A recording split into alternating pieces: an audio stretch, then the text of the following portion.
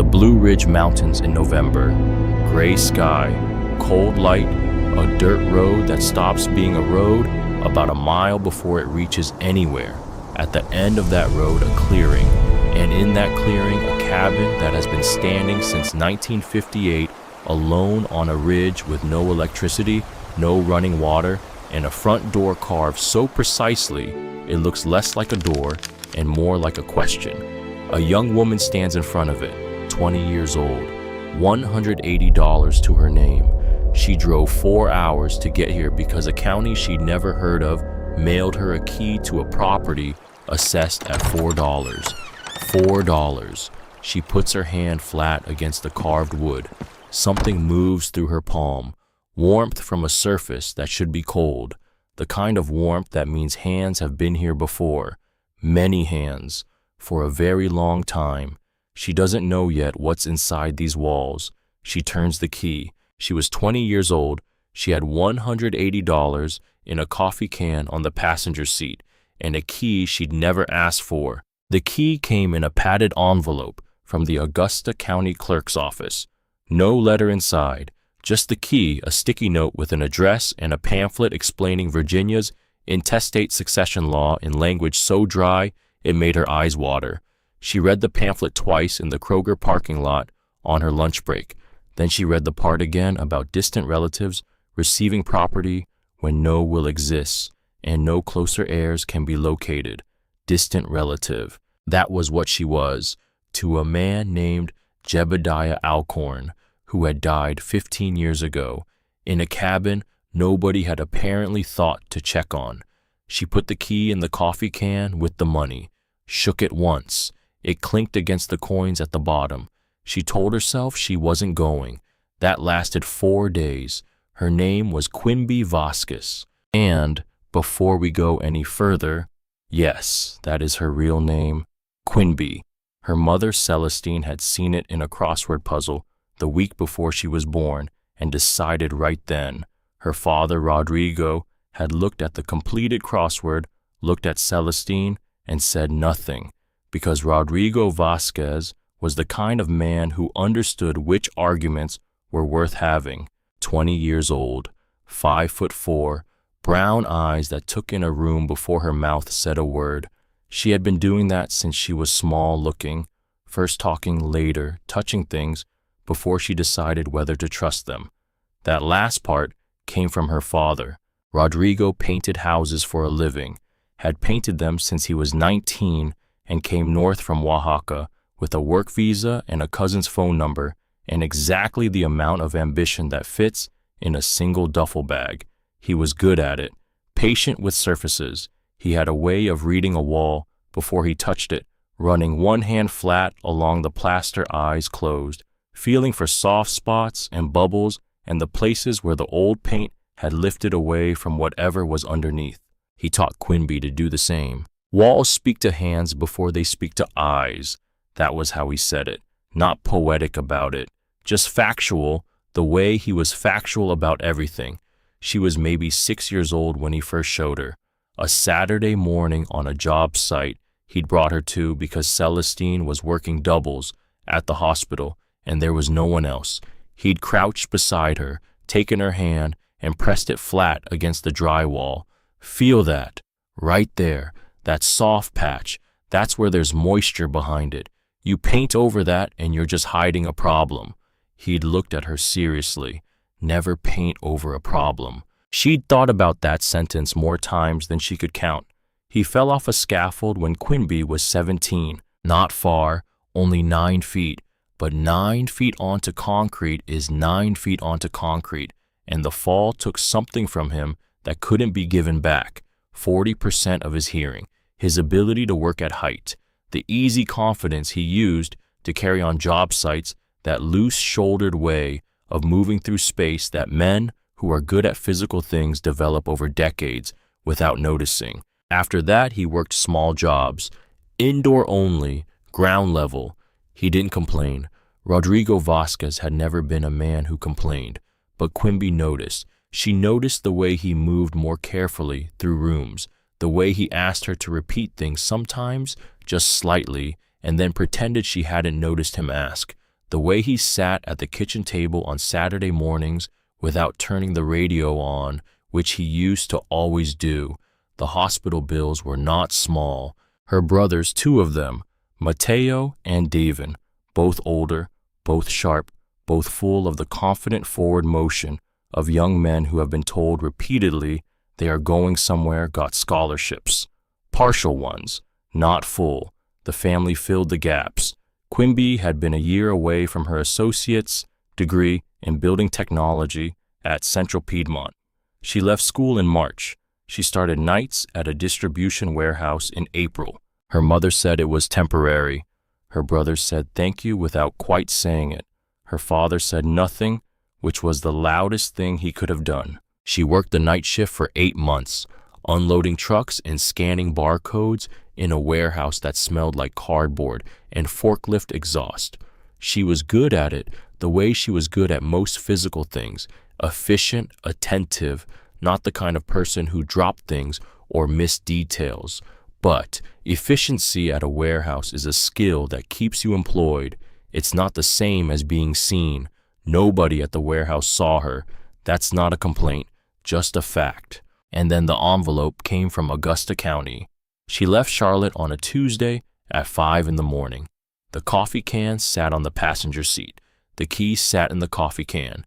She had a bag of groceries from the discount store, bread, peanut butter, a box of crackers, 4 apples, a thing of instant oatmeal, and a sleeping bag she'd bought for $12 from a thrift store the night before. It was October. She wasn't sure what kind of cold she was driving into. She took I-85 north and then cut west on 74, and the land changed slowly, the way land does when you've been in a flat place too long. The elevation crept up, the highway narrowed, the trees got taller and closer together. By the time she crossed into Virginia, the sky was doing something she didn't have a word for, layered, she thought, like the light had depth to it, like there were several skies stacked on top of each other, and you were looking up through all of them at once. She stopped for gas outside Staunton. A woman at the next pump looked at her, maybe 65, 68. Work coat over a flannel shirt, the kind of face that had been outdoors enough to know exactly what was coming weather-wise. "You headed up the mountain?" the woman asked. Quimby looked at her. "I'm looking for a place off Route 814. Cabin on the ridge." "I think so." The woman pumped her gas without looking away. People from Charlotte don't come up here to look at property unless they're planning to sell it. Quimby didn't say anything to that. "Property up there's not worth restoring," the woman continued, not unkindly, just stating things. "No electric, no water line, roads not maintained past the first mile. County's had a condemned notice on file since 2019, just nobody's enforced it because it costs money to drive out there." She replaced her gas cap and looked at Quimby one more time. "Up to you," she said. She got in her truck and left. Quimby stood at the pump. Okay then. She got back in her car. The GPS died at the mile marker exactly like the county notice had warned her it would. After that, there was just the road, which was generous with the word, gravel at first, then dirt, then something between dirt and a suggestion. The trees came over the road in a way that felt intentional, the way trees do in old places, like they'd been deciding for decades how much of the sky to give back. She kept the speed low. A branch scraped the roof of her car, and she winced. And then the trees opened. She stopped, cut the engine, sat. The cabin was across a clearing maybe 40 yards wide, wild grass gone tall and silvery, with October moved in one direction and then the other. Beyond it, the cabin, against a ridge of hardwoods with the afternoon sun somewhere behind the clouds above it. She had expected ruin. She had expected rotten boards and a collapsed corner and the kind of structural sadness that announces itself immediately, the way a body does when something inside it has given up. She had expected to feel stupid for driving 4 hours. The roof was straight. That was the first thing she registered. The roof line ran clean and level from one end to the other. A corner post had some vines on it. One section of porch railing listed slightly, but the walls were plumb, and the cabin was standing the way things stand when they've been built by someone who thought about what standing means. She got out of the car. The clearing smelled like wet stone and something else underneath, something dry and warm that she couldn't place yet. Cedar, she would learn later. She walked to the porch, tested the first board with her foot before she put her weight on it. Old habit. It held. She went to the door. The door stopped her, not because it was locked, because of what was on it.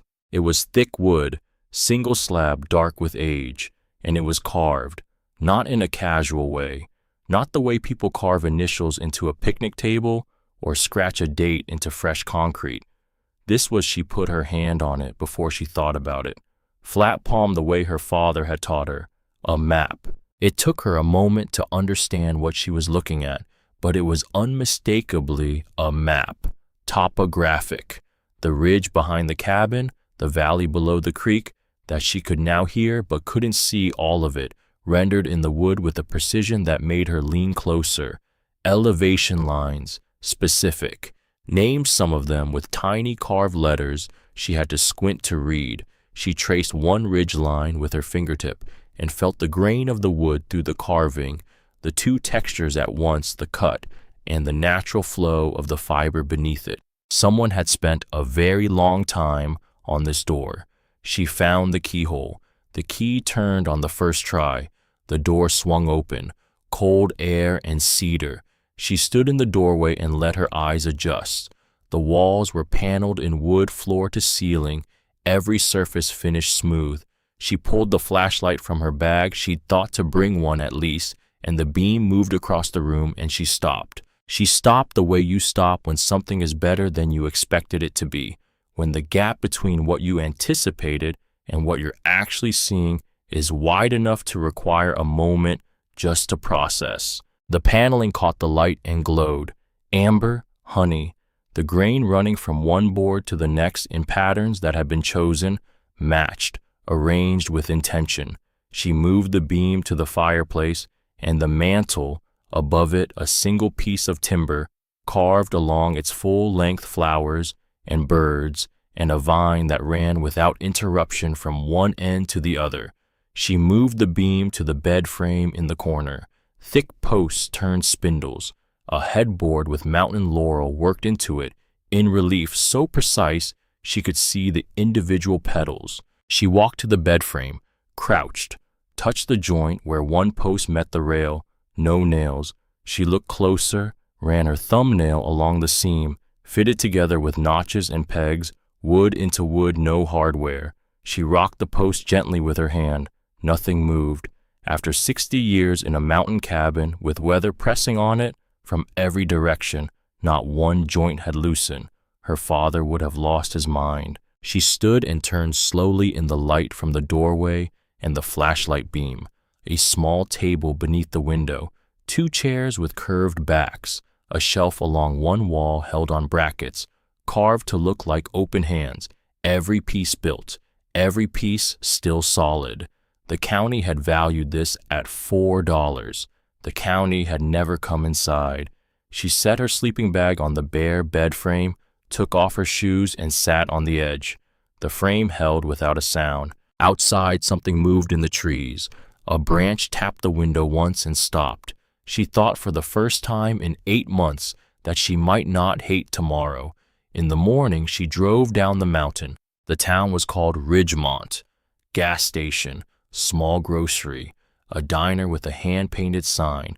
She parked at the gas station because she needed gas and because she needed to get her bearings and because sitting in a cabin with no electricity and no cell signal and no plan was fine in theory until the reality of no coffee arrived. She was standing at the pump when a truck pulled in on the other side of the island. The woman who got out was the same woman from the Staunton gas station. Quimby stared at her. The woman looked at Quimby, looked at the Charlotte plates on Quimby's car, looked at Quimby again. "You actually went," the woman said. "You're everywhere," Quimby said. "I live here." The woman started pumping gas. "You went to the cabin." "Yes." And Quimby thought about the door, the mantle, the joints with no nails. "It's not condemned," she said. The woman made a sound that wasn't quite a laugh. No, it's not.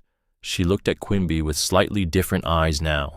Orvie Kito, she said. I'm down the mountain about 3 miles. Blue mailbox. Quimby Vasquez. You're the one they sent the deed to. I guess I am. Orvie finished pumping. She looked across the roof of the truck at Quimby with an expression Quimby couldn't categorize, exactly not quite suspicion, not quite approval, somewhere in the middle like a question being considered. Have you eaten? Orvie asked. Orvie's kitchen was small and warm and smelled like coffee that had been on the stove long enough to mean it. She put a plate of cornbread on the table without asking. It was still warm. She put a jar of honey next to it and a cup of coffee that was stronger than anything Quimby had encountered at 6 in the morning or possibly any morning. She didn't ask Quimby why she'd come or what she planned to do or how long she was staying. She just poured coffee and sat down across the table and said, You know who built that cabin. It wasn't a question. Jebediah Alcorn, Quimby said. That's all I know. His name and that he died in 2009. Orvie wrapped both hands around her coffee cup.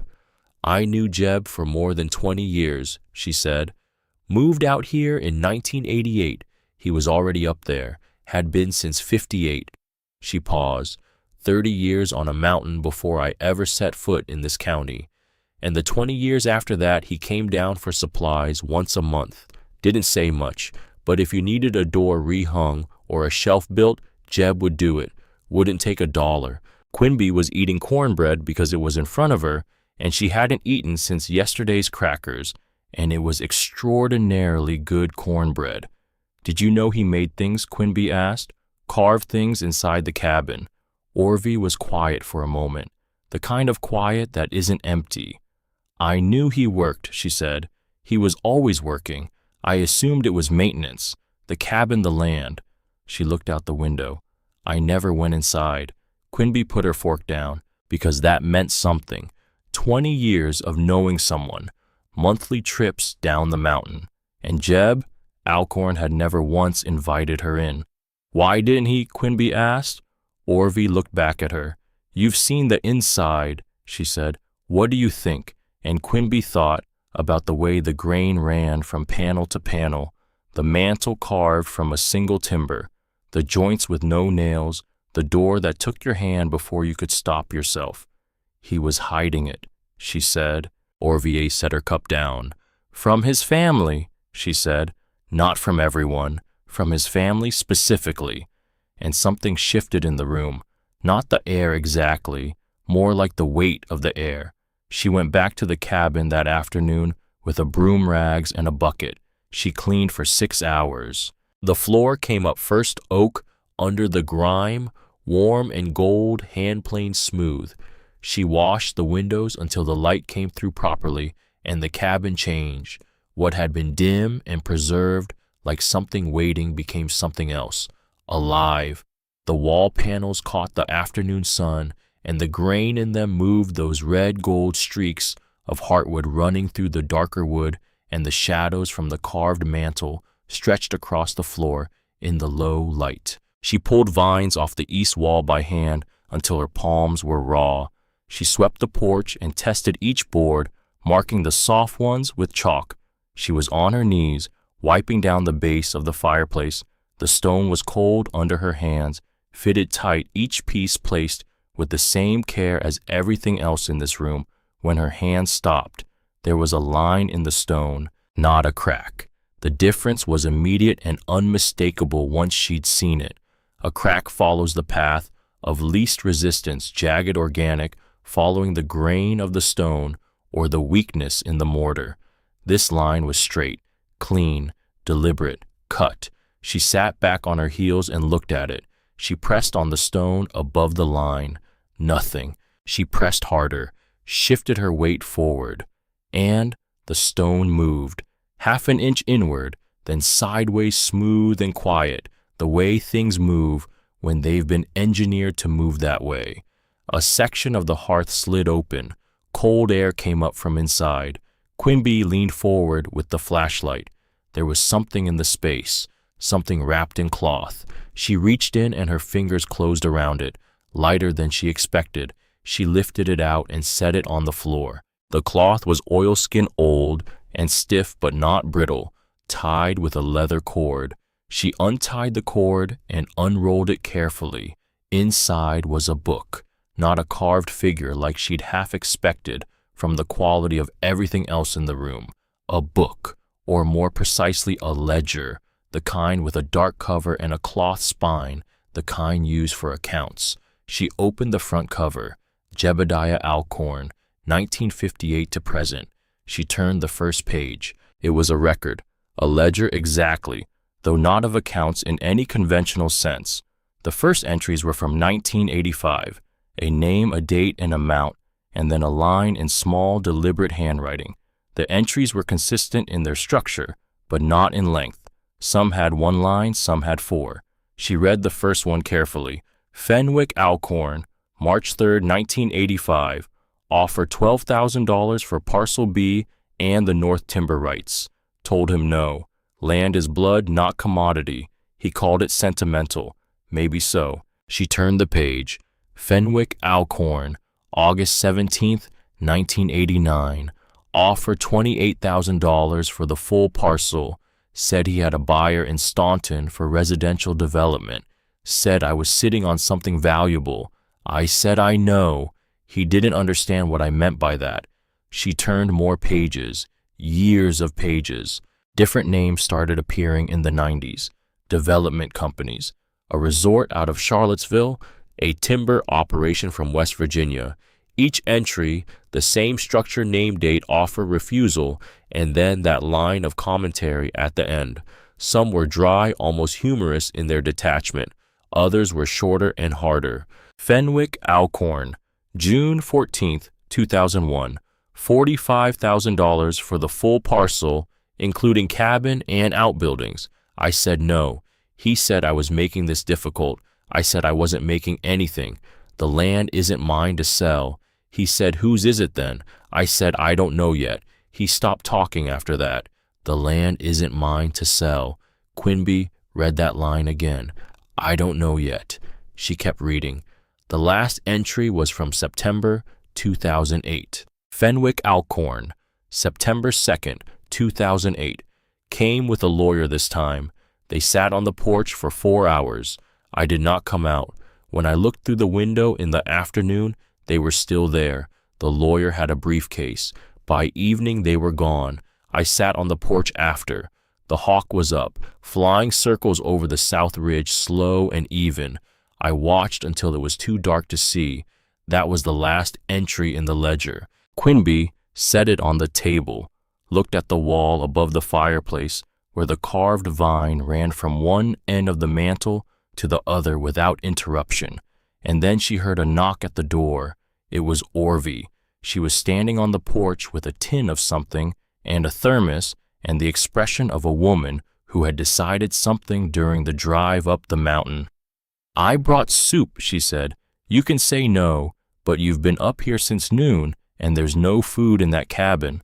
There was, in fact, very little food in that cabin. Quimby stepped back and let her in.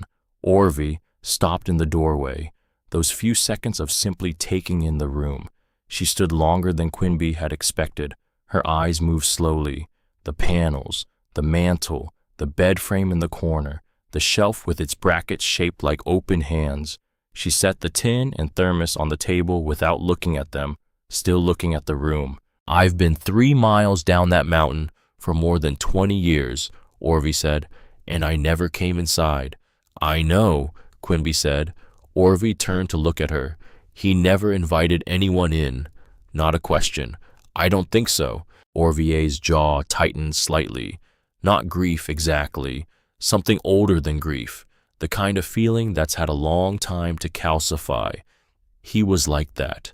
Private in a way that you could mistake for simple if you weren't paying attention. She looked back at the mantel. I wasn't always paying attention. She sat down at the table, poured soup into the 2 cups she'd brought, pushed one toward Quimby without ceremony. Tell me what you found, she said. Quimby told her about the ledger. She told her about the entries, the dates going back to the mid-'80s. Fenwick Alcorn's name appearing again and again, the offers rising each time, the refusals staying consistent in their form, if not their tone.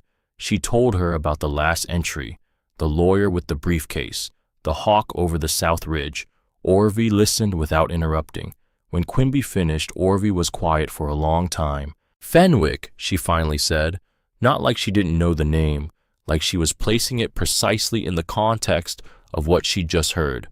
I met him once, 1994 maybe. He came up for a weekend, looked around, talked about the land like it was acreage. She paused, not like it was where his father lived. What was Jeb like? Quimby asked, when you knew him. Orvie considered this carefully, the way she seemed to consider most things. Quiet, she said, but not the uncomfortable kind of quiet, the kind where the silence is full rather than empty. He could sit with you for an entire afternoon and say 4 sentences, and you'd leave feeling like you'd had a real conversation. She looked at her soup.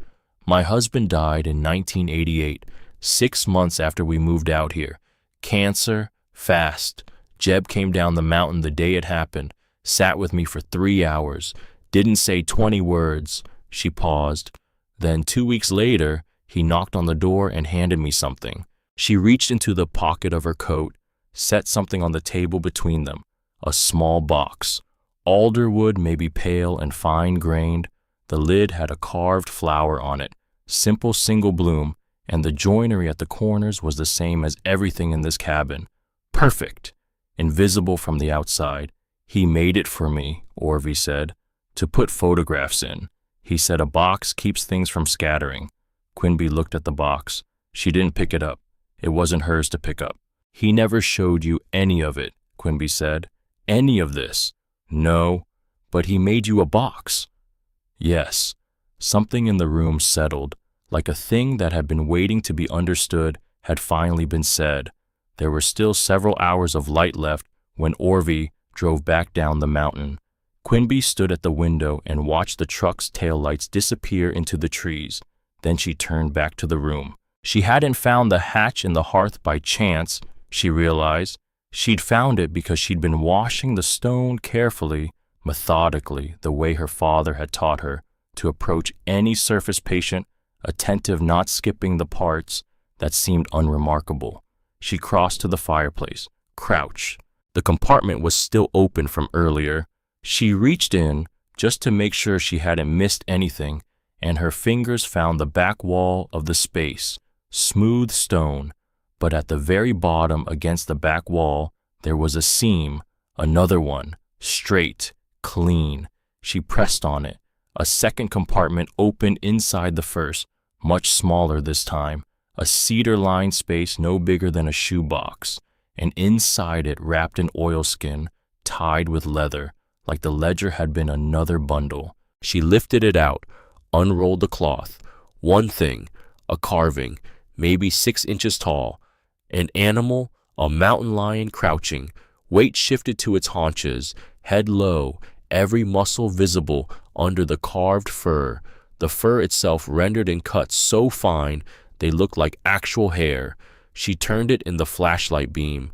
The grain of the wood ran through the animal's back and flank, giving the coat a warmth, a depth. The paws gripped a branch that curved naturally beneath them.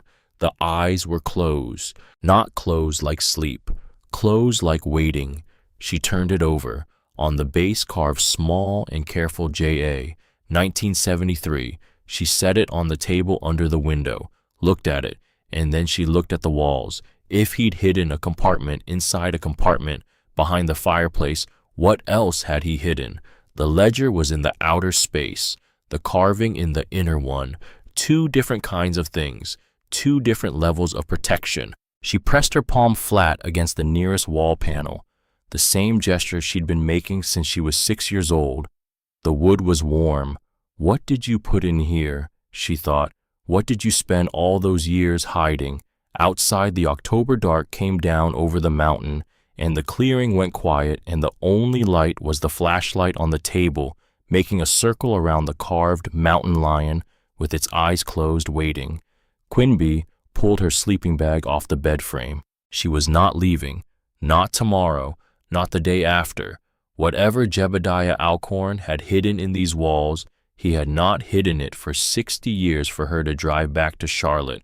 She turned off the flashlight, and in the dark, the cabin held. The morning after she found the mountain lion, Quimby woke up at 5:30 and lay on the bed frame and stared at the ceiling. The carved mountain lion was on the table, still there. She'd half expected it to be gone, which was not rational, but neither was driving 4 hours alone to a $4 cabin in the Blue Ridge with a coffee can of money and no plan. She got up, ate 2 crackers over the sink, drank water from a bottle, looked at the walls. The walls looked back. She'd spent the previous night pressing her palm along every panel she could reach, methodically, the way her father had taught her to walk a wall before painting it, not fast, not dramatic, just slow and attentive, listening with her hands. She'd found 2 seams in the north wall that felt different from the rest, not structural joints, something else, but the light had been going, and she'd been tired, and her brain had hit its limit. Now there was morning light coming through the clean windows, and she was not tired anymore. She found them on her 3rd pass. The seams were there if you were looking for them, which she was, because now she knew what she was looking for, that particular quality of straightness, too clean for a natural gap, too deliberate for a settling crack. She pressed on the first one. Nothing. She pressed with her full palm. Nothing. She shifted her weight forward the way she'd done with the hearthstone. Pushed. The panel moved. Inward an inch, then sideways on a hidden rail, smooth and almost silent.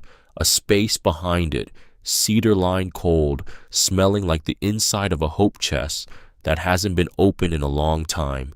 Inside 2 bundles, oilskin and leather cord, same as before. She unwrapped the first one, a pair of crows, carved together on a single base facing each other, wings half open, mid-conversation, in whatever language crows use. The feathers were extraordinary, each one separate, each one cut at a slightly different angle to catch the light differently. She turned the base over. J.A., 1977. She unwrapped the second. A river otter, lying on its back on a flat stone, holding something in its front paws, a smooth oval she couldn't identify at first and then understood was a river stone, just a river stone held with the particular contentment of a creature that has found the exact right thing.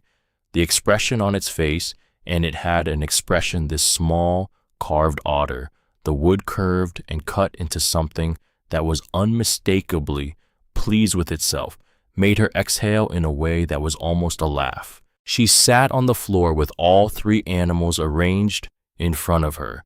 The mountain lion from 1973, the crows from 1977, the river otter from 1991, 3 pieces hidden in the same cabin where Fenwick Alcorn had spent 2 decades trying to buy the land. 3 pieces that Fenwick had never found because Fenwick had never been invited inside. She looked at the second seam she'd found in the north wall, and she kept going.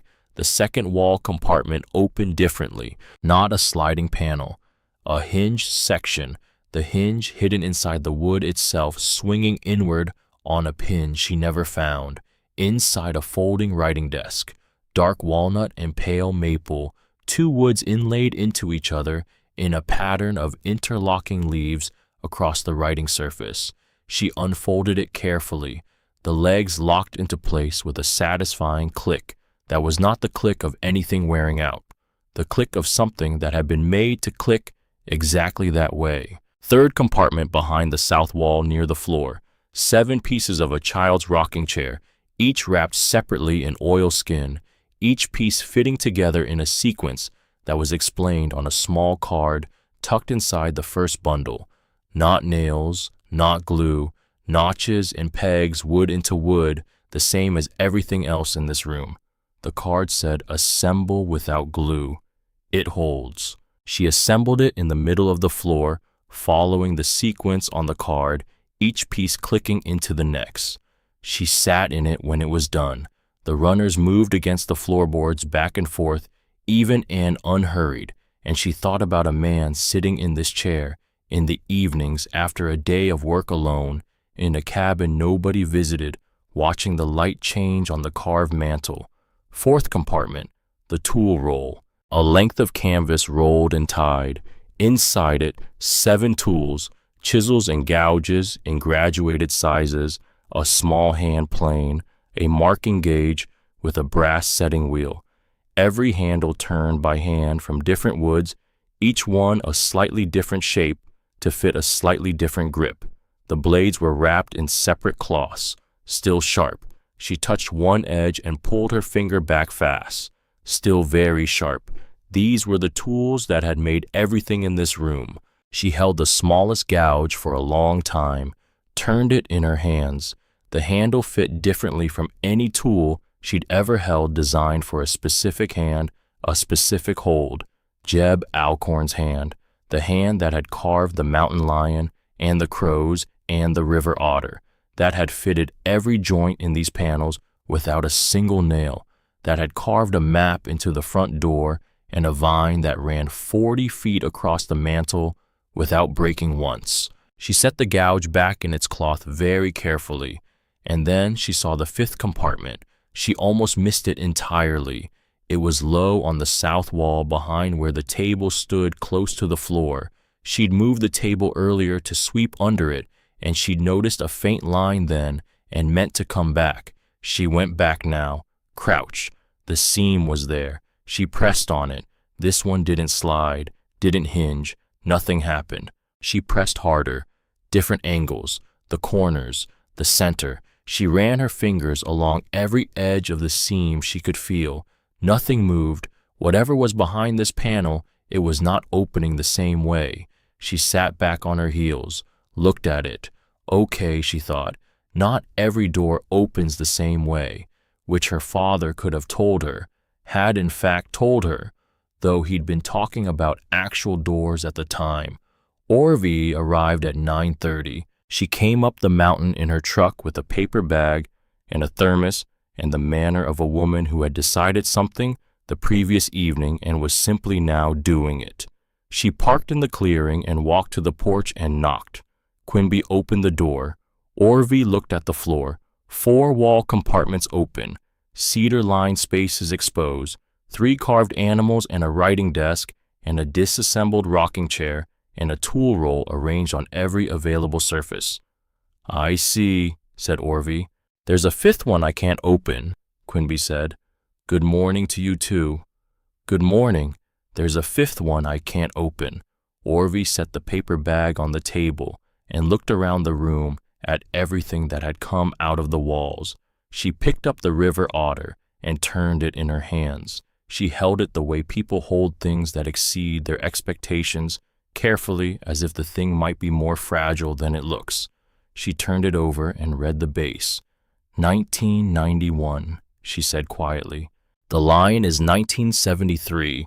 The crows are 1977. Orvie set the otter back down. She was quiet for a moment that was doing quite a lot of work. I used to hear him, she said, at night in summer when I walked up the road, tapping sounds. From inside the cabin, I thought he was doing repairs. He was doing this. Yes. She looked at the mantel. He was doing this. She opened the paper bag, put 2 biscuits on the table, poured coffee into a cup, and handed it to Quimby without asking how she took it, which she appreciated because she took it however it came. Show me the one you can't open, Orvie said. They crouched together in front of the south wall. Orvie ran her fingers along the seam the same way Quimby had. Patient, not forcing. Quimby watched her and thought about how some people know without being told how to touch things that don't want to be rushed. There's something on the face here, Orvie said. She'd shifted down, lower her cheek almost against the floor, looking up at the underside of the panel edge. Letters. Quimby got down on her side and looked. 6 words, carved into the underside of the panel face, where you'd only find them if you were lying flat on the floor looking up. Small, precise, deliberate. for the one they give it to. Quimby read them twice. Then she read them again.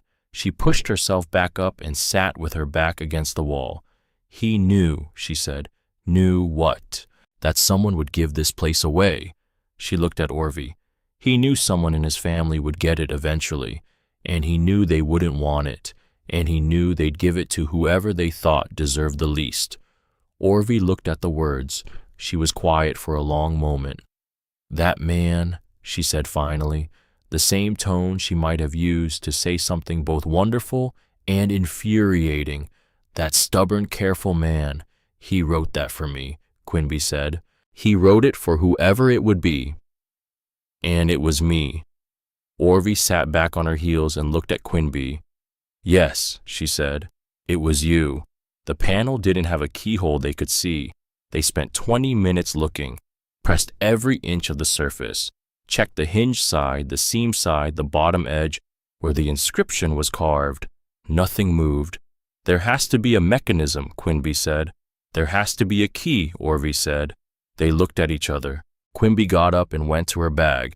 She'd put the cabin key in the front pocket. She'd been carrying it every day, which maybe said something about her relationship to this particular object and what it meant.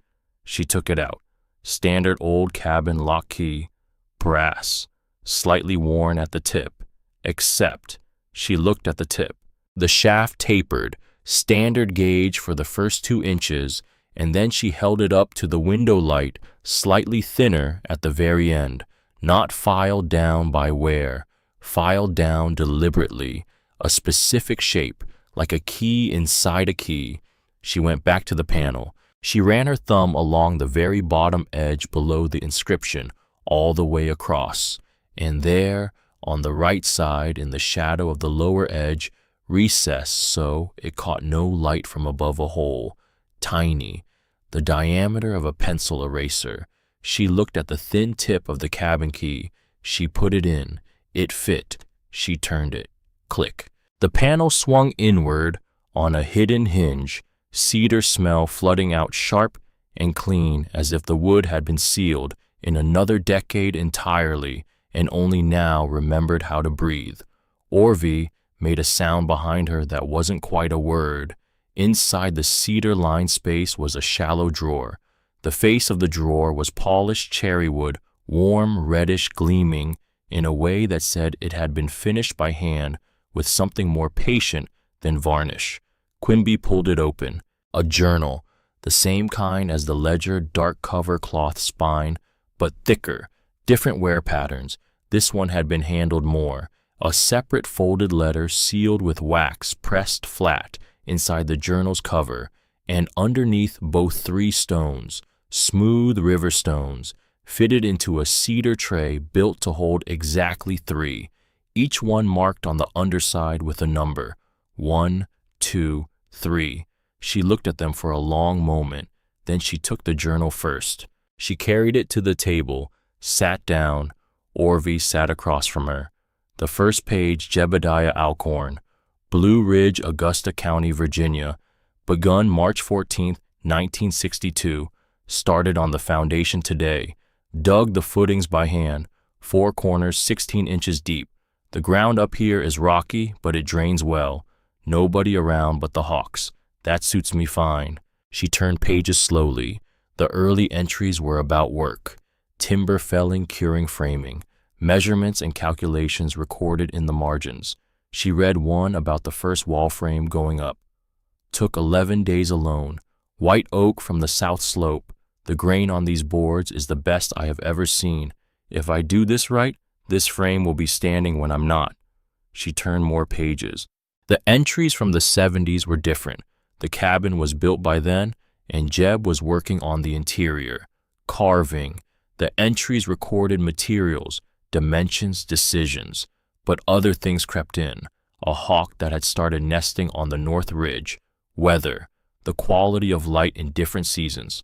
November 22nd, 1973. Finished the mantle today. 4 months. Walnut from a tree that came down in the October storm. I carved the whole ridge into it. The flowers that grew on the hillside behind the house I grew up in. The birds that nest in the eaves here, the vine on the east wall. Someone I used to know would have liked it. She would have said it was too much.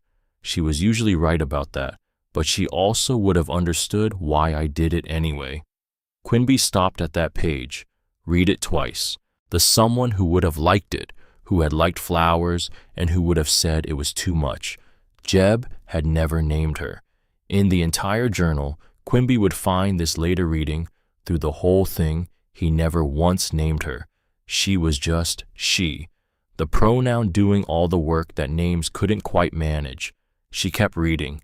The 80s were where Fenwick appeared, twice, both times brief, both times with the quality of a man writing around something he couldn't say directly.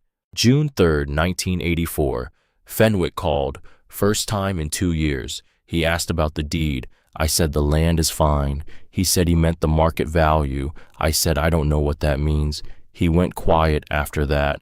I think he doesn't know what that means either. December 12, 1986, letter from a company in Richmond, Commercial Real Estate Development Inquiry. Fenwick's return address in the corner. He didn't tell me he'd given them my name.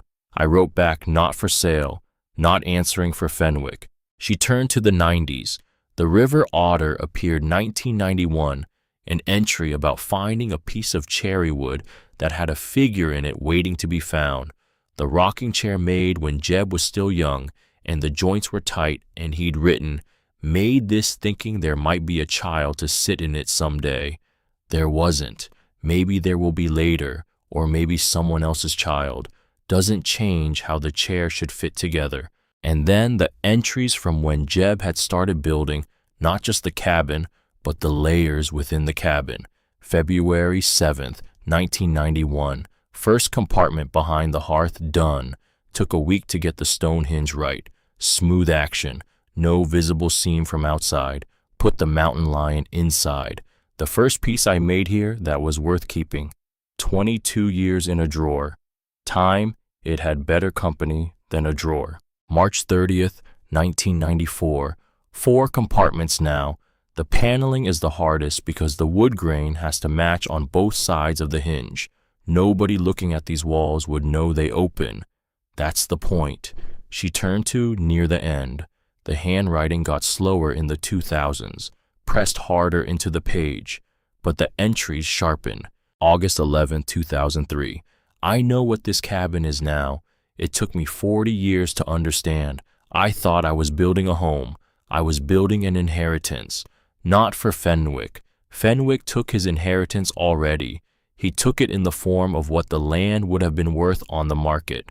He priced it out in his head, and that was enough for him.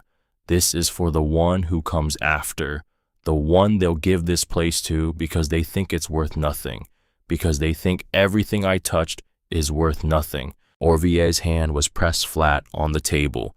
September 29, 2005. Built the cedar drawer today. This is where the journals will go.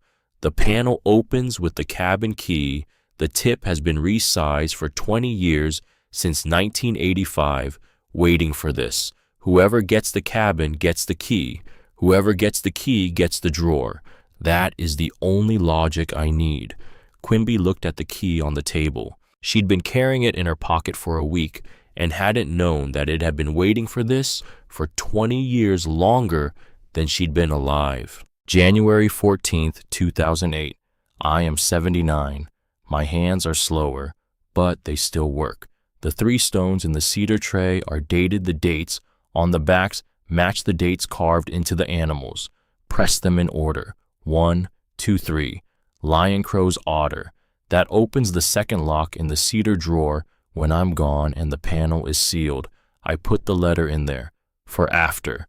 Quimby's eyes went back to the cedar drawer. She hadn't taken the stones out yet. She looked at the tray. 1, 2, 3. She picked them up and turned them over. On the back of each stone a date. 1973, 1977, 1991. The same dates as the carvings. She looked at the inside of the cedar drawer. There was a second compartment at the back of it, a panel she'd taken for the back wall. She pressed the stones in order. 1, 2, 3. The back panel clicked open. Inside the letter, folded once, sealed with a small amount of wax that had gone hard but not brittle, nothing written on the outside. She looked up at Orvie. Orvie looked at her. "That's yours," Orvie said. "I'll make more coffee." While Orvie stood at the small camp stove Quimby had brought up the mountain, Quimby broke the wax seal and unfolded the letter. The handwriting was deliberate, larger than the journal entries. The letters pressed carefully into the page the way someone writes when they want every word to last. She read it. Then she read it again. Then she set it on the table and put both hands flat on the table surface on either side of it and breathed. "My name is Jebediah Alcorn. I have worked this land since 1958. I cut every board. I fitted every joint without a nail. I carved every surface. I hid what I made inside these walls because I knew who would come looking when I was gone, and I knew they would not know what to do with it. I spent a long time looking for the right person. I looked in the wrong places first, then I stopped looking entirely and let the work look for me." In 1981, a man named Rodrigo Vasquez came up the mountain to paint my south wall. He brought his son. The boy was 8 years old. He was not afraid of heights. I let him climb to the roof. He sat up there for an hour, not saying a word, just looking at the valley below. I watched him from the porch. He reminded me of myself at that age. That is how I knew. When my son's lawyers told me the property would pass to distant heirs after I was gone, I looked into it. The laws of Virginia are specific. I found the name, Quimby Vasquez, Father Rodrigo, Charlotte, North Carolina. I spent a year deciding whether to reach out. I decided not to, because what I have to give is not better explained in a letter. It is better discovered. I have been a man who builds things, not a man who explains them. The cabin is the explanation. If you found this letter, you found the drawer. If you found the drawer, you had the key. If you had the key, someone gave you this cabin because they thought it was worth nothing. They were wrong. They are wrong about most things. They were wrong about me. I am sorry for what they did to you. I do not know what it was, but I know they did something because you are here.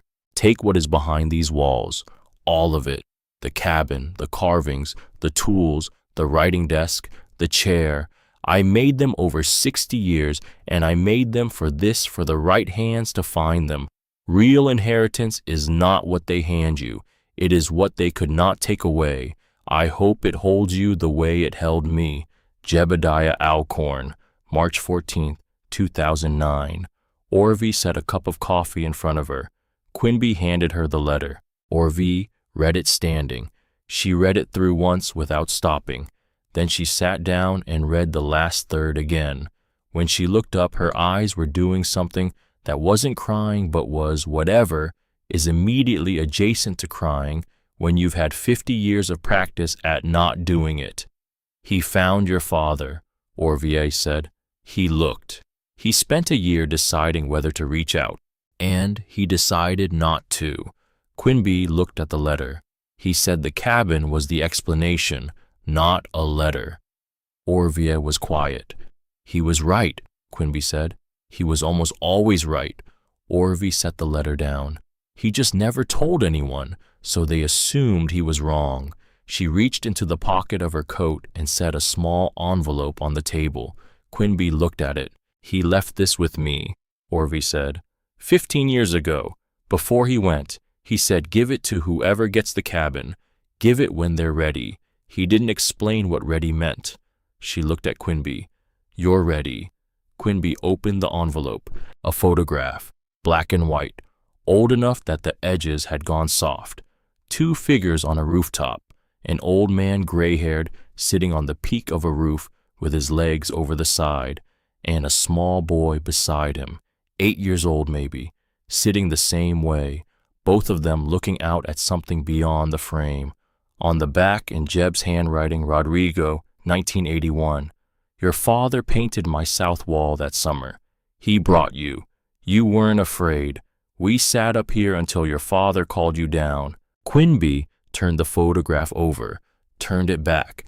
She was looking at her father at 8 years old, sitting on a rooftop in the Blue Ridge, next to the man who had spent the next 28 years making sure she would have somewhere to land.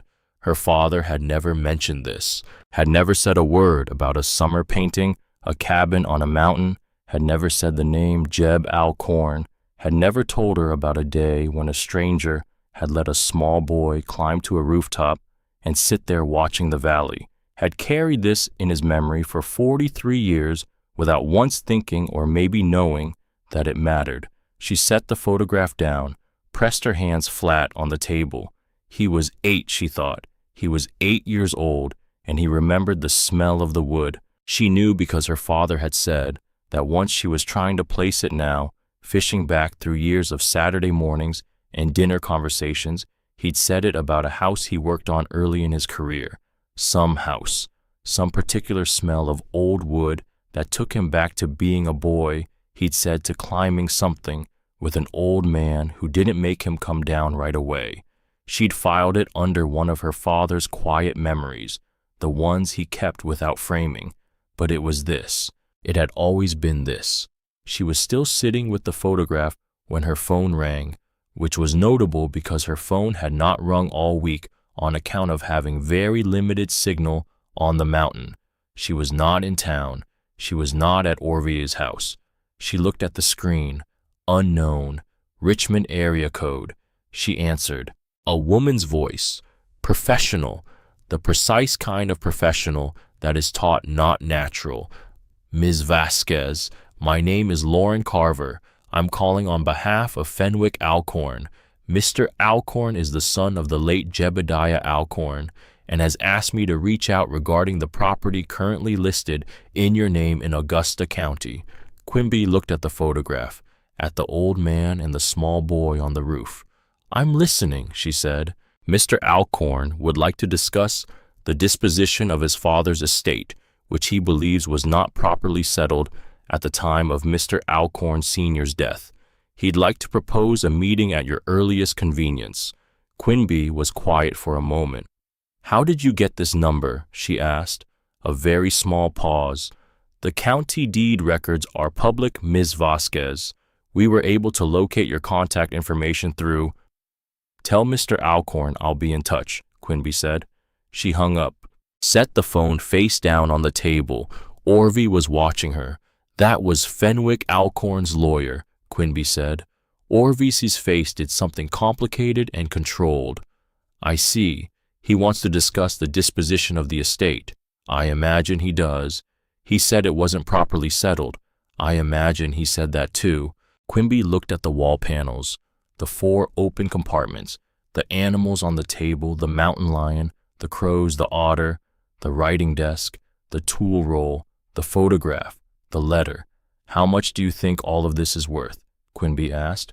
Orville looked at the room. I don't know, she said, but I know someone who might. Caulfield Dowd drove up the mountain 2 days later. He came in a truck that had more miles on it than most people drive in a decade, and he walked to the cabin with his toolbox and the unhurried gait of a man who has been to a lot of job sites and learned not to assume anything before he's seen it. He was 55, broad-shouldered, hands that looked like they'd been built for lifting heavy things, and then had been repeatedly surprised into delicacy. He stopped at the door. He put his hand on the carved map and read it with his fingers before he looked at it with his eyes. He traced one ridgeline, then another. He found the cabin represented on the map, a small rectangular mark at the elevation it actually occupied. He mapped the whole thing, Caulfield said. While he was building it, Quimby said. Caulfield looked at the door for another minute, then he stepped inside and stopped. He didn't speak for almost 2 minutes. He walked to the nearest wall panel and crouched and looked at the seam where 2 boards met. His eyes got very still. He reached out and touched the seam with one finger, very lightly, the way you touch something when you're not sure it can be real. Dovetail, he said, quietly, like confirming something to himself. Hand cut, no jig. He looked along the wall. Every joint, every one I've found. He stood and went to the mantel. He ran his hand along the carved vine, slow and deliberate. He checked the joints where the stone met the wood surround. He crouched and looked at the underside of the mantel shelf. I've been doing this 30 years, he said. I couldn't do this. Not any of it. Someone told me a rocking chair of his sold at auction in Abingdon, Quimby said. Caulfield looked at her. $58,000, she said. He straightened up, looked at the room again with different mathematics behind his eyes.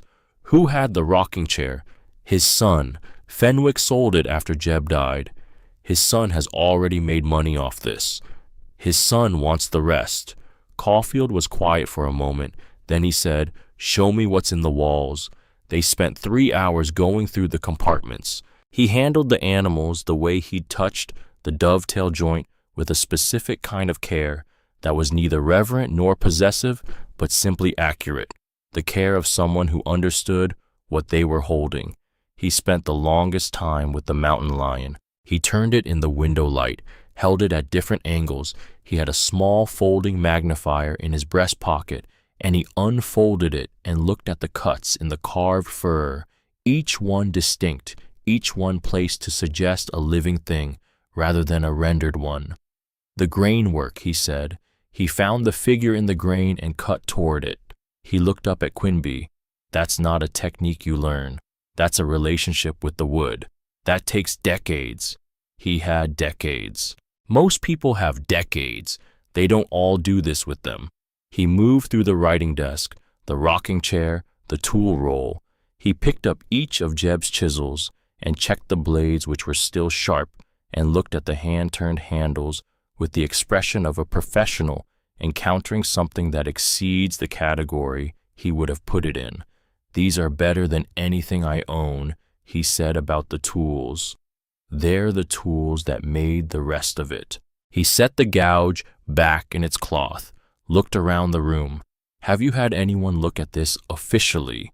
An appraiser who knows this kind of work? No. You need someone who knows Appalachian folk art. There's a professor at UVA Aldine Quarry.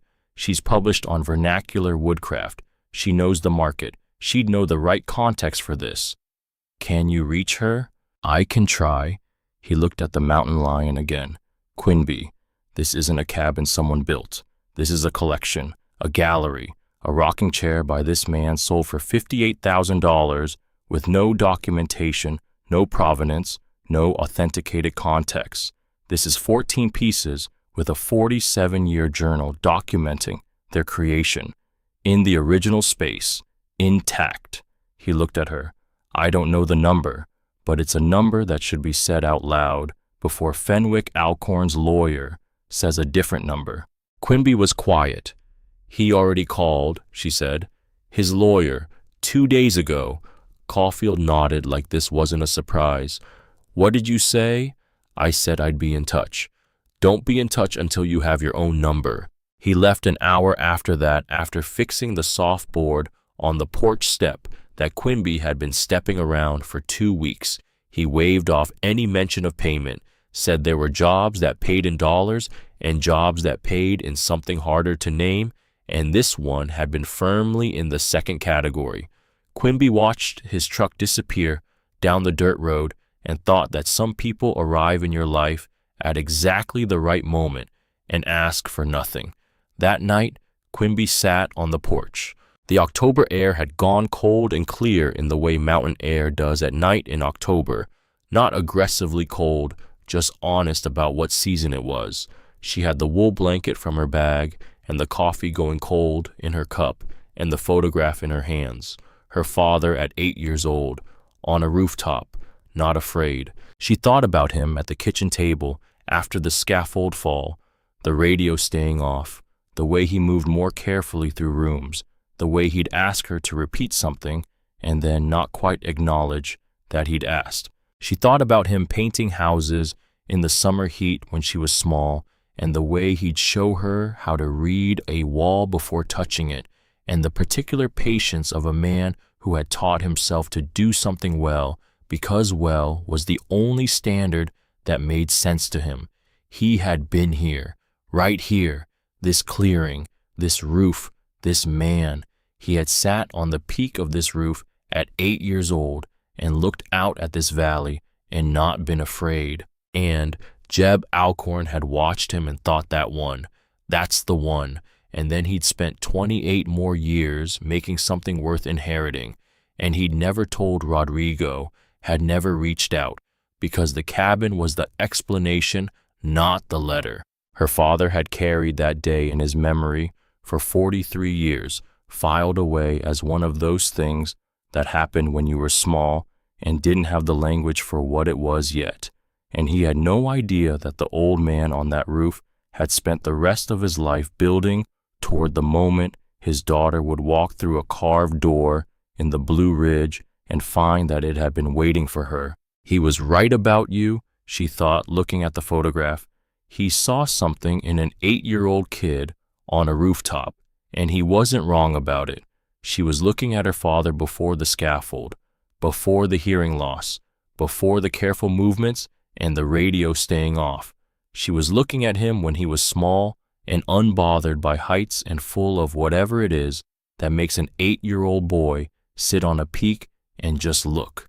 She had not cried since she got here. She was not going to cry now, but she held the photograph with both hands flat and firm, the way her father had taught her to hold things that mattered. And the mountain was dark around the clearing, and somewhere up on the ridge, a hawk was roosting in the same trees it had always roosted in. Her phone had 2 bars. She thought about calling him. She was not ready, not yet. There was still the confrontation that was coming because Fenwick Alcorn had called once and would call again. There was still the number that needed saying before his number was said. But sitting on the porch with the photograph in her hands and the cedar smell coming from inside through the open door, she thought about what Jeb had written. Real inheritance is not what they hand you. It is what they could not take away. They could not take this view. They could not take the grain in those wall panels, or the precision of those joints, or the way the river otter looked pleased with its stone. They could not take a child on a rooftop, or the 43 years a father carried that morning in some quiet place in himself without knowing why. They could not take the 6 words carved where only someone lying flat on the floor would find them, for the one they give it to. She folded the photograph carefully, put it inside the journal for safekeeping, and when she went back inside, she pressed her palm flat against the wall panel the way she always did. The wood was warm. It was always warm. Professor Aldine Quarry drove up the mountain on a Thursday morning in a sensible sedan with mud on the tires and a leather satchel that had seen better decades. She was 58, wire-rimmed glasses, silver hair pulled back without ceremony. The kind of woman who had spent 30 years in academic rooms being the most knowledgeable person present and had learned to carry that fact quietly the way you carry something heavy when you don't want anyone to offer to help. She parked in the clearing and sat in her car for a moment before getting out. Quimby watched her from the porch. Professor Quarry got out, walked to the porch, looked at the door, put her hand on it, traced the ridge line with 2 fingers, found the small carved mark representing the cabin itself, looked up at Quimby. He mapped the approach, she said. Not a question. From the valley to the peak, Quimby said, every elevation, while he was building it. That's what the journals say. Professor Quarry looked at the door for another few seconds. Then she put on cotton gloves from her coat pocket. She'd come prepared, which meant Caulfield had told her what she was walking into, and she stepped inside and stopped. Her stop was different from the others. Caulfield's had been professional astonishment. Orvy's had been grief and love compacted into silence. Professor Quarry's stop was the stop of someone who has spent 3 decades looking for something and has just walked into the room where it was waiting. She stood completely still for a full minute. Then she opened her satchel and took out a notebook.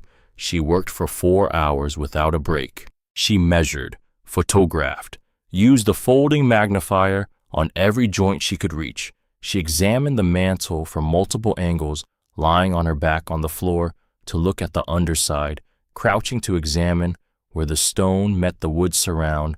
Standing on the chair Quimby brought her so she could see the top. She read the carved vine from one end to the other with her fingers' eyes half closed. She handled the animals with both hands and the magnifier. She spent 20 minutes on the mountain lion alone. She asked very few questions, which turned out to be more unsettling than many questions would have been, because the questions she did ask were precise, the kind of precise that means someone is confirming what they already suspect rather than exploring what they don't know. "The tool roll," she said at one point. "Are these the tools he used for the carvings?" According to the 1994 journal entry, yes. All of them. He mentions the smallest gouge, specifically in the 1977 entry about the crows. She looked at the smallest gouge. "That blade is still sharp." "I know." He maintained them until the last journal entry is March 2009. He died that April. She wrote something in her notebook. At the end of the 4 hours, she sat at the table and looked at her notes for a long time. Quimby sat across from her. Caulfield leaned against the wall by the door. Orvie sat in the rocking chair by the fireplace, assembled from its 7 pieces, completely solid. Professor Quarry looked up. "I need to tell you what I know before I tell you what this is worth," she said, "because the context matters." "Go ahead," Quimby said. "I have handled 3 Jebediah Alcorn pieces in the last decade, a nightstand, a wall clock, and a mirror frame, all cherry wood, all hand-joined, all acquired through secondary sales after his death, meaning his sons sold them without documentation or authenticated provenance." She paused. "The mirror frame sold at auction in Roanoke for $71,000. The nightstand went private sale at $85,000. Orvie's hands rested very still in her lap. "Those were secondary sales," Professor Quarry continued. "No journals, no chain of documentation, no original context. Buyers paid that much based on the work alone because the work alone was that good." She looked at the mountain lion on the table. "What you have here is every authenticated Alcorn piece known to exist in the original space, with 47 years of contemporaneous documentation by the maker himself, with the maker's own tools." She stopped. "There is no comparable collection." "What does that mean in numbers?" Caulfield said from the doorway. She looked at her notebook. "I will give you a conservative preliminary range. I want to emphasize conservative." She looked at Quimby. "The 14 standalone pieces, the carvings, the writing desk, the chair, the tools as a set, conservative range of 40 to 95,000 each, weighted toward the upper end for the mountain lion, the crows, and the writing desk, which are exceptional even within this body of work." She paused.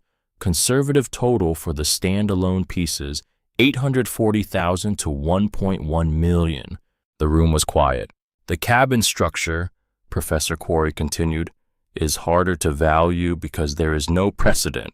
A complete architectural work by a recognized master craftsman, original intact, every surface hand, finished every joint hand, cut door, included mantel, included built-in shelving, included all documented." She looked at her notebook again. "My preliminary estimate for the structure exclusive of the land is 600,000 to 800,000, possibly higher if a museum or foundation considers it as a preserved site." Caulfield had gone very still against the wall. "Total," Quimby said. "Conservative total. Preliminary, subject to formal appraisal and comparable analysis." Professor Quarry looked at her. "Between 1.8 and 2.1 million, with a strong probability of upward revision once I complete the documentation." Quimby looked at the table, at the mountain lion with its eyes closed, at the small carved otter that looked pleased with its river stone, at the photograph sitting inside the journal cover, the old man and the boy on the rooftop. She thought about the county assessor who had driven up the dirt road and looked at the exterior and written down $4. She thought about the padded envelope with the sticky note and the key. She thought about her mother who was going to say, "Sell it." She almost laughed, except it wasn't funny, except it kinda was, except she wasn't sure what she was feeling was a thing with a name yet. "Thank you," she said to Professor Quarry. "When can you have the formal written appraisal?" 2 weeks, possibly 10 days. "I'll wait." Professor Quarry left. So it was just Quimby and Orvie. Orvie made soup she'd brought a pot from home, and they ate at the table in the late afternoon light and didn't talk for a while, which by now was comfortable, the good kind of quiet, full rather than empty. "What are you going to do?" Orvie asked eventually. Quimby looked at the wall panels, at the open compartments closed now, and latched their contents back inside for safekeeping until the formal documentation was done. "Not sell," she said. Orvie looked at her. "I'm not selling any of it, not even one piece, not even the stones from the drawer." Orvie was quiet for a moment. "That's a significant amount of money to not sell." "I know. You could." "I know what I could." Quimby looked at her. "He didn't spend 60 years building this for it to end up in separate rooms in 6 different houses. The mountain lion goes to Virginia, the crows go to New York, the writing desk goes to some apartment in D.C. where it's a conversation piece." She stopped. "He made them here. They belong here, together, the way he made them." Orvie was quiet. "He wrote that the cabin was the explanation," Quimby said. "Not the letter, not the pieces. The cabin, the whole thing, is the explanation. You take one piece out and the explanation becomes incomplete." Orvie looked at her with an expression that had assessment in it, and something else, something that had a longer history. "He was right about you," Orvie said. "He was right about my father," Quimby said. "I'm just the consequence." Which made Orvie make a sound that was definitely a laugh. Small, dry, the kind that acknowledges something true. "No," Orvie said. "You're the point." The second call from Fenwick's lawyer came on a Monday. Same woman, same professional tone, same Richmond area code. "Ms. Vasquez, I want to follow up on our previous conversation. Mr. Alcorn has asked me to communicate that he would like to pursue a formal review of the estate distribution, specifically regarding personal property of significant cultural and monetary value that may not have been properly inventoried at the time of Mr. Alcorn Sr.'s passing." Quimby was standing in the clearing when the call came, checking the east wall for new vine growth. "Personal property," she said. "Items of Jebediah Alcorn's creation that were present on the property at the time of his death and were not assessed or itemized in the county's estate distribution process. Those items were inside the property when I received it. Ms. Vasquez, the county's assessment was $4, Quimby said, for the structure and its contents. I have the signed distribution document. Your attorney drafted a version of this agreement on Mr. Alcorn's behalf in 2022 when Fenwick Alcorn initiated a review of the estate records. He withdrew that petition." A pause, a small, very specific pause. "Mr. Alcorn is now in a position to pursue this more formally." "He can pursue it as formally as he likes," Quimby said. "I have 4 journals in Jebediah Alcorn's handwriting documenting every piece created, every compartment built, and the explicit intention that the contents of this cabin pass to whoever received the property. I have an independent appraisal in process, and I have a letter." She stopped. "In Jebediah Alcorn's handwriting, addressed to Fenwick Alcorn, describing exactly why the property was structured the way it was." Another pause, longer this time. "Mr. Alcorn is not aware of any such letter." "No," Quimby said. "He's not." She let that sit. "Tell Mr. Alcorn I'm happy to discuss this in person," she said. "He knows where the cabin is.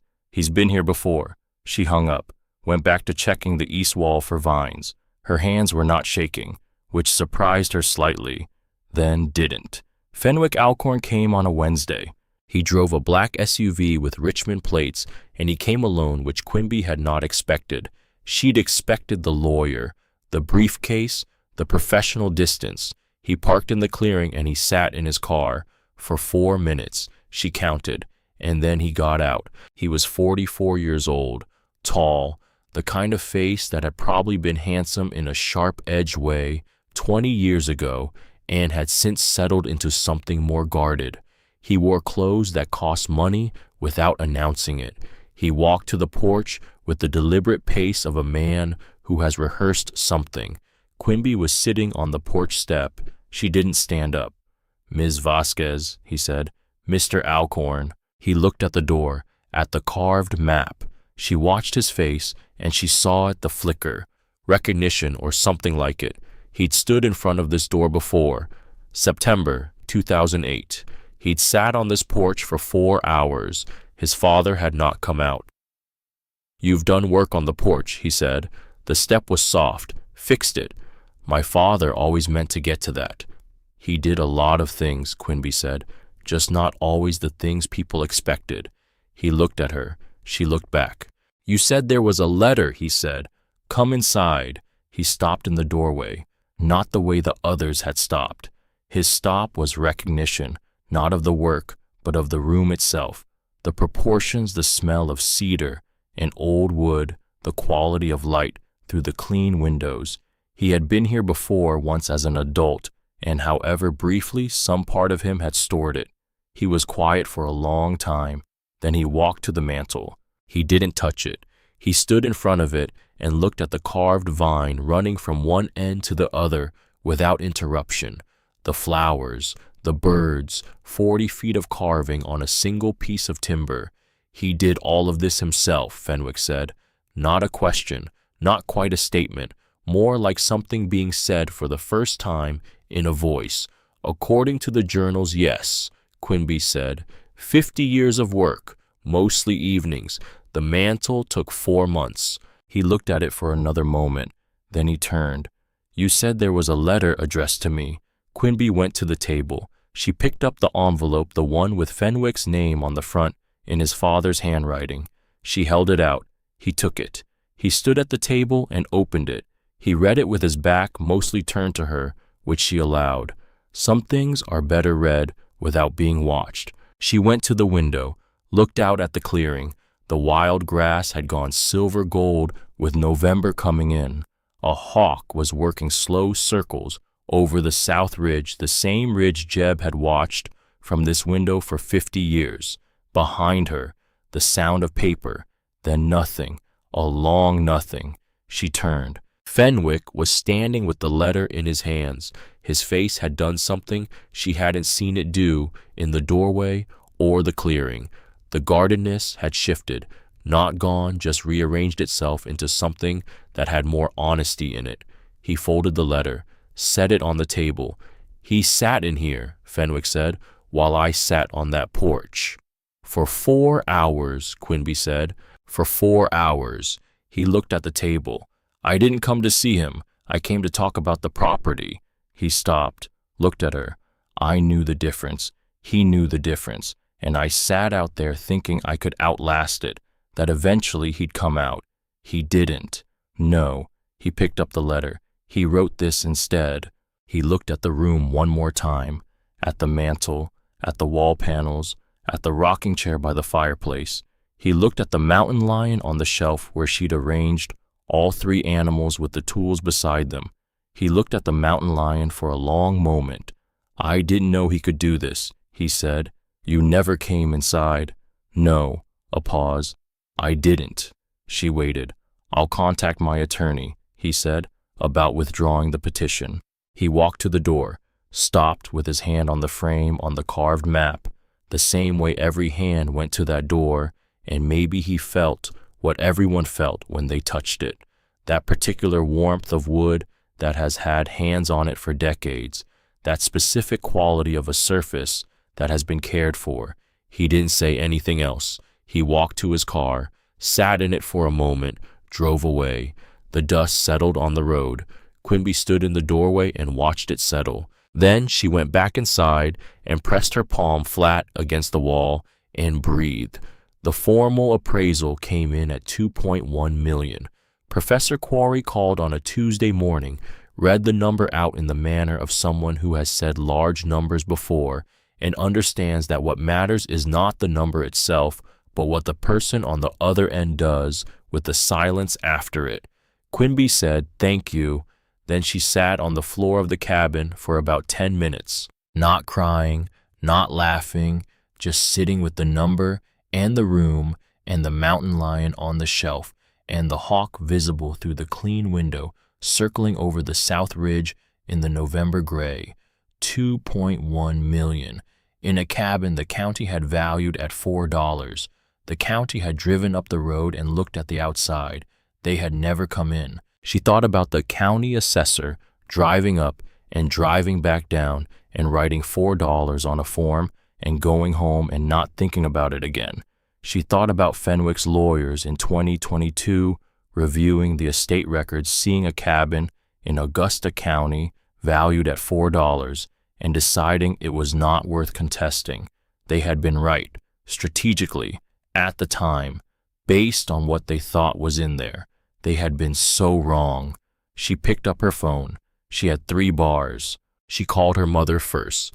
Celestine answered on the second ring with the tone of a woman who has 2 adult sons and a daughter who moved to a mountain and has been expecting a call with either good news or a request for money. "Quimby." "Hi, Mom. Are you still on the mountain?" "Yes." "Have you eaten today?" "Yes." "What did you eat?" "Mom, I'm asking. Oatmeal and a biscuit Orvie brought." "Who's Orvie?" "A neighbor. She's a friend, Mom. Listen, I need to tell you something and I need you to not say sell it. Can you do that?" A pause. "I'm not promising anything. The cabin is worth $2.1 million. Silence. Long silence. The specific silence of a woman who has worked doubles at a hospital and watched her husband change after a fall and said, "Sell it about a property," because that was the practical thing to say. 2.1 million. Yes. More silence. "Quimby, I'm not selling it." "Quimby, Mom, I'm not selling it. Just I needed you to know what it was worth, because I needed someone to know, but I'm not selling it." Her mother was quiet for a moment. That had a lot of texture to it. Then, "Does your father know?" "Not yet." "Call your father." "I know." "Quimby, call your father." "I will." "Mom, call him now." She hung up. Quimby looked at the phone. "Okay." She called Rodrigo. He answered on the 4th ring, slightly out of breath, which meant he'd been working. Indoor paint jobs, slow work, patient work, the kind that suited a man who had learned to work at ground level. "Quimby," warmth in it. Not worry, just her name said the way her name sounded best. "Hi, Baba. You're still on the mountain?" "Yes." "It's getting cold up there. Orvie brings food." "Good." A pause. "You sound different." She looked at the photograph in the journal, the old man and the small boy on the roof. "Baba," she said, "I need to ask you something and I need you to actually answer. When do I not answer? When you're protecting someone." A small silence. "Okay," he said. "When you were a boy, 8 years old, did you ever go on a job with Abuelo, painting a house in Virginia, in the mountains?" The silence that came back was not the silence of someone thinking. It was the silence of someone who already knew. "A cabin," he said. "Yes, on a ridge, Blue Ridge, very quiet now. An old man lived there alone. He let me climb to the roof." He stopped. "I sat up there for a long time. He sat on the porch. He didn't call me down. His name was Jebediah Alcorn. Nothing on the line, completely still. Baba, I remember the smell of the wood," he said. His voice had changed, not smaller exactly, more careful. The way his voice got when something mattered and he wasn't sure he had the right words for it. "Inside the cabin." I never went inside, but the smell came through the door when he opened it. Cedar and something else.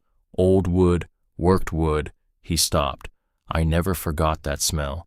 I don't know why. It was one day. I was 8 years old. "He remembered you." Quinby said. Silence. He remembered you for 43 years, she said. He wrote it down. He wrote your name. She stopped, breathed.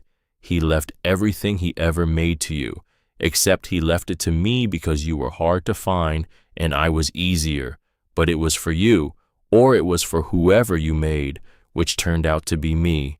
Nothing from Rodrigo, a long sustained nothing, and then a sound, not words, not a question, just a sound from her father that she had never heard before in 20 years of knowing him, something that had been held for a very long time in a very quiet place, releasing all at once. Her father was crying. She had never heard her father cry, not after the scaffold fall, not when the bills came, not on the hard Saturdays when the radio stayed off and he sat at the kitchen table without speaking, not once. She pressed her hand flat on the wall panel beside her, the wood warm under her palm. Walls speak to hands before they speak to eyes. He said you weren't afraid, she said, softly. He said you sat on the roof and looked at the valley and you weren't afraid, and that was how he knew. Knew what? Her father said, barely a voice. That it was yours.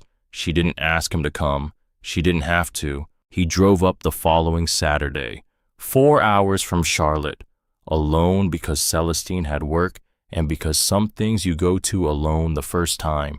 She heard the car before she saw it, stood on the porch and watched him pull into the clearing and sit for a moment and then get out. He was 51 years old, a little gray at the temples.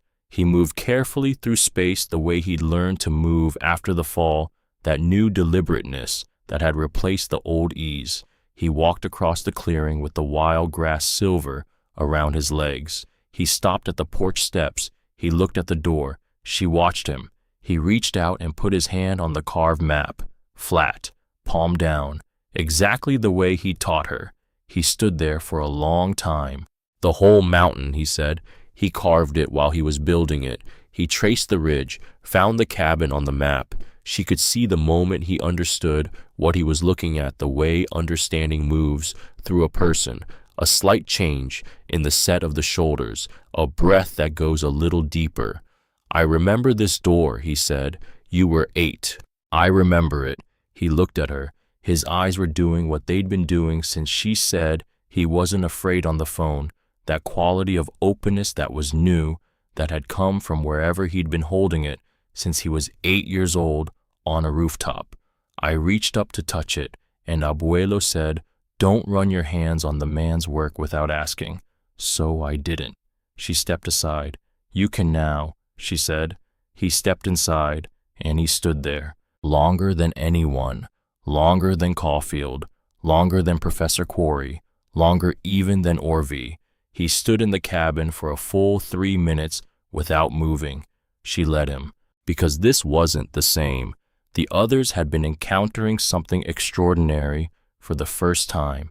He was encountering something he had touched once at the edge at 8 years old through a door he hadn't been allowed to open, and here it was 43 years later, completely as it had been, more even, because now it had been found and cleaned and the windows were clear and the morning light came through properly. He walked to the mantel.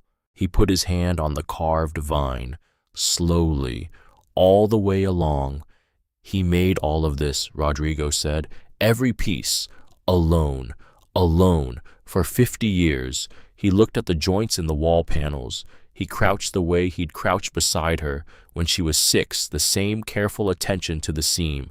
He ran his thumbnail along the invisible joint. "No nails," he said, "not one." He stood, looked at the room, looked at the mountain lion on the shelf. She carried it to him. He took it in both hands, turned it slowly in the light. He looked at the carved fur, each line separate, each one different. He read the base. 1973, he said. He looked up. "He made this the year I was born." She stood very still. "He made it the year you were born," she said, "and he hid it in the wall, and now you're holding it." Her father looked at the mountain lion for a long time. Then he sat down at the table and set the carving carefully in front of him and put both hands flat on the table surface, the way he always did when he was thinking something through. She sat across from him. The cabin was quiet around them. The fire was going. She'd learned to build it properly. Orvie had shown her, and the carved shadows stretched across the floor in the warm light. He told me things in that one day, her father said, without saying them. You know how some people do that. He looked at her. He let me go up on that roof. He didn't call me down. He just let me be there, up high, looking at things. He paused. I didn't have a lot of people who did that. Let me just be somewhere without needing me to come down. She thought about the scaffold, about the radio staying off, about the careful way he moved through rooms now. He saw that, she said. I know he did. And he spent the next 43 years making sure it didn't get lost. Her father breathed in, breathed out, looked at the carving and the room and the window with the hawk just visible circling over the ridge in the thin November sun. What are you going to do with it? He asked. Keep it, she said. All of it. Here, where it was made. He looked at her. Orvie comes up on Saturdays, she said. Caulfield comes when there's structural work. Professor Quarry from UVA is helping document everything for a formal record. We've had 2 school groups up already, kids from Saltville Middle, a class from Waynesboro. She stopped. I'm teaching them how to read wood with their hands, the way you taught me. Her father was quiet. I got a job at the county hospital in Staunton, she continued. 3 days a week, night shift same as before. It's not far. I drive back up after. She looked at the wall. And the rest of the time, I'm here. You're staying. I'm staying. He was quiet for a long moment. Then, your mother says sell it. I know. She said it yesterday. She'll say it for a while longer. Probably. They sat together at the table in the warm cabin in the November light and did not talk for a while, which was fine, the best kind of fine, full quiet, the kind her father made naturally and always had, and that she'd spent years learning to understand was not distance, but was in fact the opposite. He picked up the mountain lion again, turned it in his hands, set it back down. Walls speak to hands, he said. Before they speak to eyes, she said. He looked at her.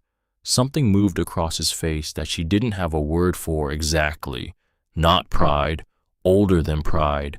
The feeling of a thing you built mattering in a way you didn't know it would.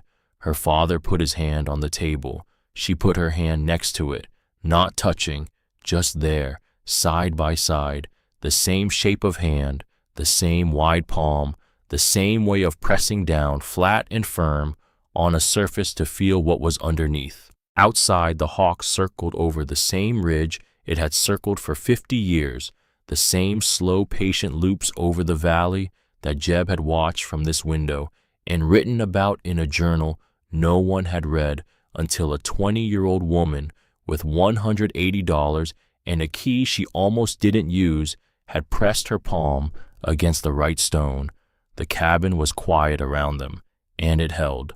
Quimby Vasquez was 20 years old, and she had $180 in a coffee can on the passenger seat. She drove 4 hours alone into the Blue Ridge Mountains and pushed open a door that the county said was worth $4. It was the best $4 she ever spent.